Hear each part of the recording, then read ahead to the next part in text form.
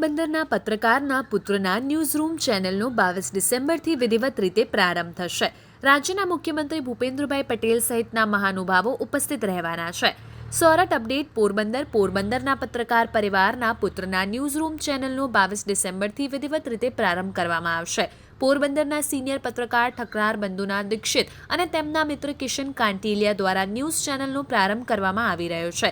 મુખ્યમંત્રી ભૂપેન્દ્ર પટેલ અને નાયબ મુખ્યમંત્રી હર્ષ સંઘવી તેમજ રાજ્ય સરકારના મંત્રીની ઉપસ્થિતિમાં આયોજન કરવામાં આવશે.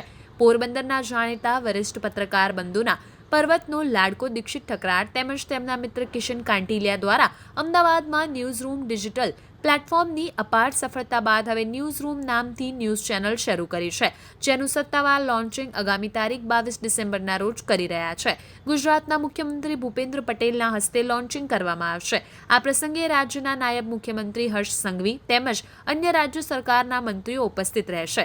ગાંધીનગરના કોબા ખાતે ઉદ્ઘાટન યોજાશે. પોરબંદરના સિનિયર પત્રકાર બંધુના લાડકા દીક્ષિત ઠકરારે પત્રકારત્વ ક્ષેત્રે સફળતા મેળવી અને ન્યૂઝરૂમ નામની ચેનલ શરૂ કરવા જઈ રહ્યા છે, ત્યારે તેમની પોરબંદર શહેરના રાજકીય, સામાજિક અને વિવિધ ક્ષેત્રના મહાનુભાવો દ્વારા શુભેચ્છા પાઠવવામાં આવી રહી છે. તો ઠકરાર ન્યૂઝ ગ્રુપ TNG દ્વારા પણ ખૂબ શુભેચ્છા પાઠવવામાં આવી રહી છે.